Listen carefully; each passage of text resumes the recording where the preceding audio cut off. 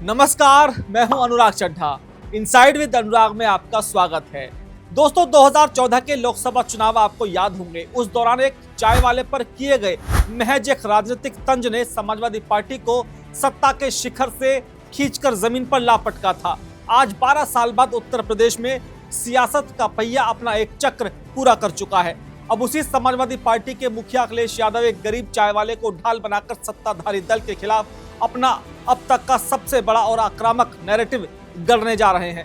यह मुद्दा सिर्फ फतेहपुर की किसी नुक्कड़ वाली चाय की दुकान का नहीं, बल्कि सवाल यह है कि जिस चाय के राजनीतिक उबाल ने अखिलेश यादव को एक दशक पहले बैकफुट पर धकेल दिया था, क्या उसी चाय के सहारे अखिलेश यादव उत्तर प्रदेश का ताज वापस हासिल करके लौटेंगे? और चाय वाला बनाम चाय वाला की यह नई सियासत यूपी के आम वोटर के बीच क्या संदेश दे रही है?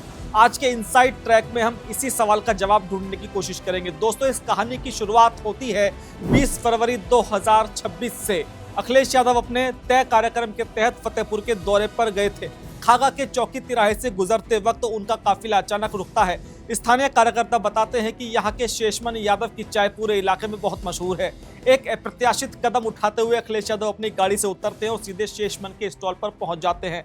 वह शेषमन के बेटे आर्यन यादव के हाथ से एक नहीं बल्कि 2 कुल्हड़ चाय पीते हैं। बाकायदा संवाद करते हुए पूछते हैं कि कौन सी पत्ती इस्तेमाल करते हो, कितनी चीनी डालते हो। सोशल मीडिया के इस दौर में यह तस्वीरें और वीडियो कुछ ही घंटों में वायरल हो जाती है। एक गरीब चाय वाले की रातों रात किस्मत चमक जाती है। लेकिन ठीक 2 महीने बाद यानी 16 अप्रैल 2026 को इस कहानी में सरकारी अमले की एंट्री होती है। फूड सेफ्टी विभाग की टीम शेषमन यादव की दुकान पर अचानक छापा मारती है।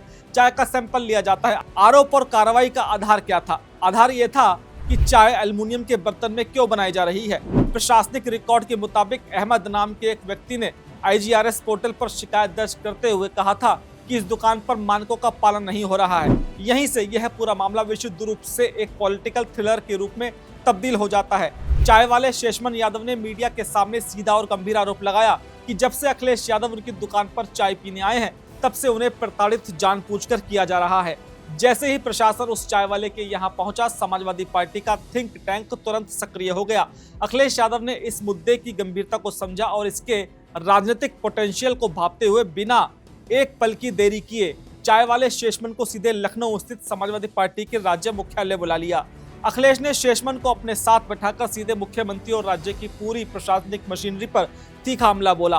उन्होंने आरोप लगाया कि मुस्लिम समुदाय के व्यक्ति को आगे करके जानबूझकर शिकायत दर्ज कराई गई ताकि जरूरत पड़ने पर इसे सांप्रदायिक रंग दिया जा सके और एक मजबूत केस बनाया जा सके। दूसरा सबसे धारदार सवाल था कि क्या दुनिया के बड़े ब्रांड्स जो खुलेआम एल्युमिनियम के बर्तन और कुकर बनाते और बेचते हैं, उन पर सरकार कोई रेड करेगी या कानून सिर्फ गरीबों के लिए है? तीसरा हमला करते हुए उन्होंने कहा, जो मुख्यमंत्री के सबसे खास अधिकारी हैं वो मेरे साथ चलें। हमारे घर में भी एल्युमिनियम के बर्तन इस्तेमाल होते हैं। हिम्मत है तो मेरा भी घर सील कर दें। अखिलेश यादव का संदेश बिल्कुल साफ था कि डरिए मत, अपना काम निडर होकर करिए, बुरे दिन अब जाने वाले हैं। यह बयान सिर्फ फतेहपुर के एक चाय वाले को दिया गया ढाढ़स नहीं था। यह उत्तर प्रदेश के हर उस छोटे व्यापारी, रेहड़ी पटरी वाले और आम आदमी को दिया गया एक ठोस राजनीतिक संदेश था, जो अक्सर सिस्टम के आगे खुद को बेबस महसूस करता है। यह कहानी सिर्फ एक बर्तन या एक छापे की नहीं है। यह कहानी है उस चाय वाले टैग की जिससे समाजवादी पार्टी को उसके इतिहास के सबसे गहरे और लंबे जख्म दिए हैं। बात है साल 2014 के लोकसभा चुनाव की। उस समय नरेंद्र मोदी प्रधानमंत्री पद के उम्मीदवार थे और राष्ट्रीय पटल पर उनके चाय वाले बैकग्राउंड की चर्चा जोरों पर थी। तब समाजवादी पार्टी के दिग्गज नेता नरेश अग्रवाल ने एक बेहद विवादास्पद बयान दिया था। उन्होंने कहा था कि एक चाय बेचने वाला कभी देश का प्रधानमंत्री बन ही नहीं सकता। यही वह टर्निंग पॉइंट था जिसने समाजवादी पार्टी को जमीनी स्तर पर सबसे बड़ा वैचारिक और चुनावी नुकसान पहुंचाया। भारतीय जनता पार्टी के रणनीतिकारों ने इस बयान को हाथों हाथ लिया और पूरे देश में चाय पे चर्चा नाम का एक मेगा कैंपेन शुरू कर दिया। बीजेपी ने बहुत ही सफलतापूर्वक जनता के बीच यह नैरेटिव स्थापित कर दिया कि सपा और कांग्रेस जैसे दल अमीर वर्ग की राजनीति करते हैं और गरीब, पिछड़े तथा मेहनत मजदूरी करने वाले वर्ग का बिल्कुल सम्मान नहीं करते। नरेश अग्रवाल का वह बयान एक समाजवादी पार्टी के लिए राजनीतिक श्राप बन गया था। यूपी में सपा का जो गैर यादव, ओबीसी और अति पिछड़ा वोट बैंक था, वह बुरी तरह से दरक गया था। वह हार और वह नैरेटिव आज तक पार्टी को सताता है। आज 2026 में अखिलेश यादव उस पुरानी ऐतिहासिक गलती का कोर्स करेक्शन कर रहे हैं।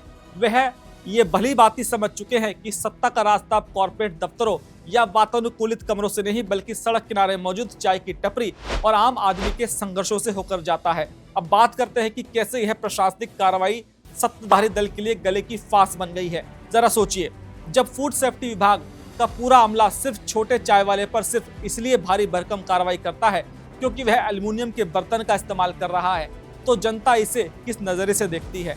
जनता इसे कानून के सख्त पालन या स्वास्थ्य के प्रति सरकारी चिंता के रूप में नहीं देखती। जनता इसे सीधे तौर पर प्रशासनिक अहंकार और राजनीतिक प्रतिशोध के रूप में देखती है। इस घटना से जनता के बीच सीधा और खतरनाक संदेश ये गया कि अगर कोई विपक्षी नेता आपकी दुकान पर आ जाए या आप विपक्ष के साथ सीधे खड़े दिख जाएं, तो सरकार आपके पीछे अपनी एजेंसियां लगा देगी। यह धारणा किसी भी सत्ताधारी दल के लिए बेहद नुकसानदेह है, क्योंकि यह सीधे तौर पर छोटे व्यापारियों और आम वोटर के मन में डर पैदा करती है और डर अंततः सत्ता के प्रति आक्रोश में बदल जाता है। अखिलेश यादव ने बड़ी चतुराई से इस पूरे घटनाक्रम को अमीर बनाम गरीब और चाय वाला बनाम चाय वाला की लड़ाई में बदल दिया है। वह यह साबित करने की कोशिश कर रहे हैं कि वर्तमान सरकार की नीतियां असल में गरीब विरोधी हैं। उनका आरोप है कि यह सिस्टम सिर्फ रसूखदारों और बड़े पूंजीपतियों को बचाता है, जबकि आम आदमी को नियमों के नाम पर कुचलता है। तय मानिए कि समाजवादी पार्टी इस मुद्दे को 2027 के चुनाव तक जिंदा रखेगी। पार्टी के प्रवक्ता अब हर टेलीविजन डिबेट में यह धारदार सवाल उठाएंगे कि क्या उत्तर प्रदेश में बेरोजगारी, आसमान छूती महंगाई या बार बार होने वाले पेपर लीक से बड़ा अपराध एक गरीब का एल्युमिनियम के बर्तन में चाय बनाना है। सत्ताधारी दल और उसके शीर्ष नेतृत्व को यह समझना होगा कि अधिकारियों की अति सक्रियता और छोटी बातों पर ओवर रिएक्शन अक्सर भारी राजनीतिक नुकसान का कारण बनते हैं। एल्युमिनियम के बर्तन का तर्क अदालत के कटघरे या कागजों की फाइल पर भले ही सही ठहरा दिया जाए, लेकिन जनता की अदालत में यह पूरी तरह से खारिज हो चुका है। 2027 का विधानसभा चुनाव सिर्फ जाति या धर्म के पारंपरिक समीकरणों पर नहीं लड़ा जाएगा, बल्कि इस बार का चुनाव पूरी तरह से नैरेटिव और परसेप्शन पर भी केंद्रित होगा। और फिलहाल इस चाय के नैरेटिव में समाजवादी पार्टी ने सत्ताधारी दल को उसी के बुने हुए प्रशासनिक जाल में उलझा दिया है। 2014 में चाय की सियासत ने अखिलेश यादव से सत्ता छीन ली थी। 2027 का रण अब तैयार हो रहा है। चाय की केतली फिर से गैस पर रखी जा चुकी है और यूपी की सियासत का तापमान बढ़ा हुआ है। अब देखना दिलचस्प होगा कि एल्युमिनियम के इस बर्तन में पक रही यह सियासी चाय 2027 में समाजवादी पार्टी को वापस सत्ता का स्वाद चखाती है या फिर सत्तारूढ़ दल का डैमेज कंट्रोल और प्रशासनिक तंत्र एक बार फिर सपा के सारे नैरेटिव को धोकर रख देगा। मुद्दा भले ही एक चाय की दुकान का हो, लेकिन इसके पीछे बिछी सियासी बिसात बहुत बड़ी और निर्णायक है। दोस्तों, मेरा ये विश्लेषण आपको कैसा लगा कमेंट बॉक्स में जरूर लिखकर बताइएगा। साथ ही साथ मेरे चैनल को सब्सक्राइब करना बिल्कुल मत भूलिएगा। तो आपसे मुलाकात होगी इसी दूसरी खबर के साथ। नमस्कार।